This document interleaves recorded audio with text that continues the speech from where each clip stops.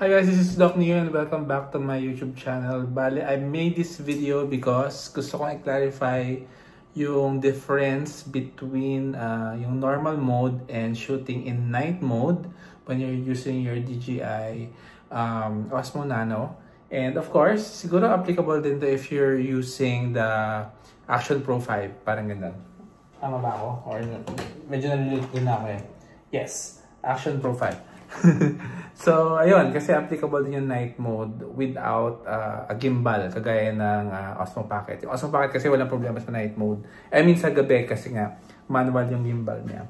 So, I'm confused kasi every time I try kapag mawa, like this lang, it appears na mas malinaw pa kapag naka-normal mode lang ako. Tapos pag I switch to night mode, ay lumalabo siya. So, ang ginawa ko is I went to our plaza. Medyo madilim doon sa first part ng walk ko. It's like a 3-minute walk. And then, yung first na ipapakita ko is yung normal mode. And then, yung second video is in the night mode. Tapos, doon yung makikita yung difference ng dalawa. So, papanood ko muna sa inyo. So, here's the clips.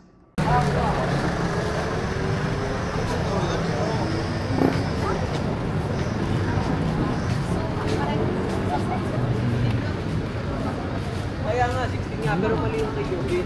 Bakit 2014 yung, ano, yung sa woman. Oo.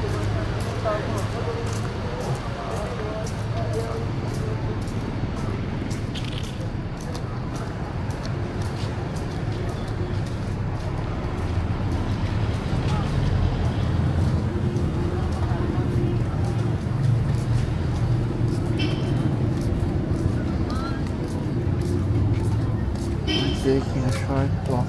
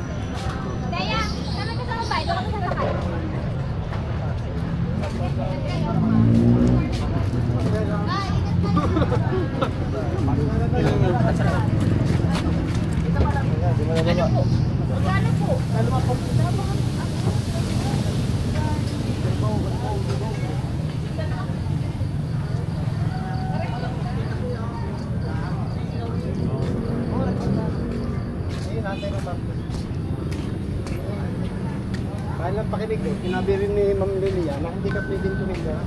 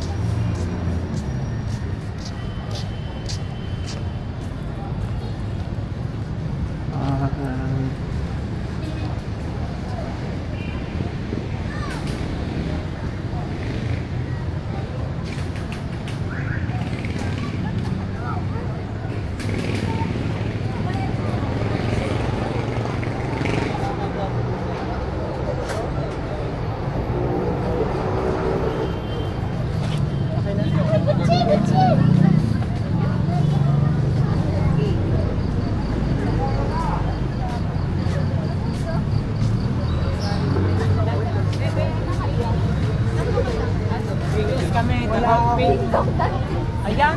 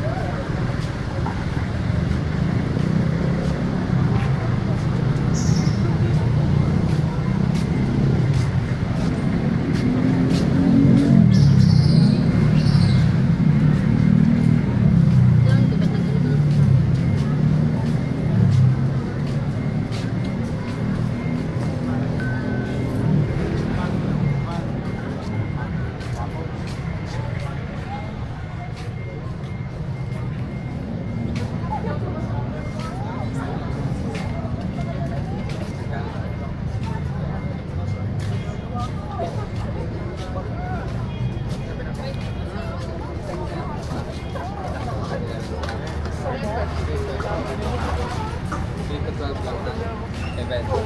Sabi niya. Ayun tamo, naiyak sa ano sa tuwa. Sige, Ben.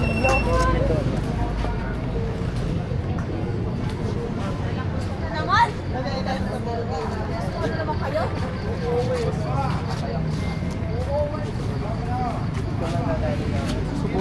Gusto ka madali ko kayo. Oy.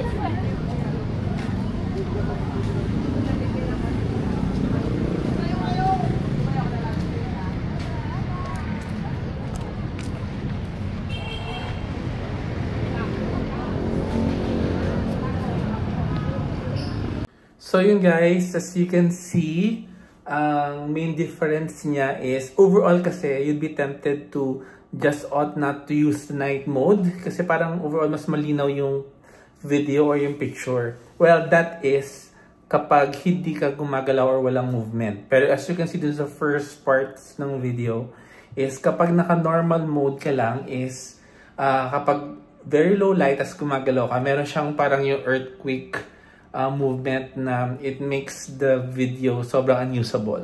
So, in comparison, yung pangalawang video which is shot in night mode, very smooth pa rin and very usable yung video. So, it's a bit darker pero I guess you can edit it in post, parang ganyan. But at least usable yung video kasi wala yung parang artifact na nag-wiggle or nag-earthquake yung video. So again, this is Doc Neo. Sana may natutunan kayo kahit konting tidbit kasi I'm an enthusiast sa mga pag-take ng mga videos and pag-vlog. So ayan, recently I like the DJI products and actually DJI lang naman talaga yung ginagamit ko for my cams right now. So again, till the next time, bye-bye!